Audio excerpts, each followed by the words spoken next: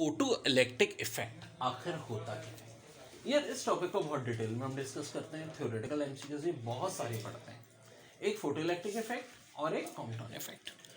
कहते हैं photo electric effect when photons of ultraviolet light, अभी मैंने जिक्र किया था, कम से कम कितनी हो, ultraviolet light, fall on certain metals, electrons are emitted. These electrons are called photoelectron. जब भाई वो इलेक्ट्रॉन्स निकलेंगे, उन इलेक्ट्रॉन्स को हम क्या कहेंगे? Photo electron. फिनोमेना कहलाएगा फोटो इलेक्ट्रिक इफेक्ट। और कम से कम ये अल्ट्रावायलेट रेस हो तो जरूरी है। Metals and some non metal give out some moving electron when illuminated with light of suitable frequency. अब देखो, मेटल्स तो करते ही करते हैं, इसके अलावा कुछ नॉन मेटल्स भी हैं जो करते हैं।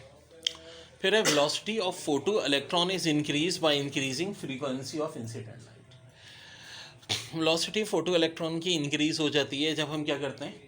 Frequency of incident light increase करें।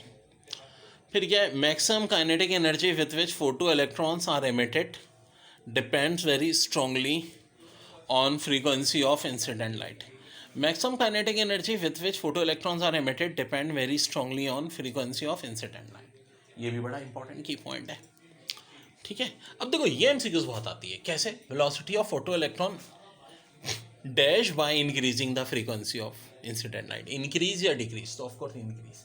ये उल्टा भी आ जाएगा, velocity of photo electron increase by dash the frequency of incident light. Increasing या डिक्रीजिंग? तो जवाब इंक्रीजिंग है।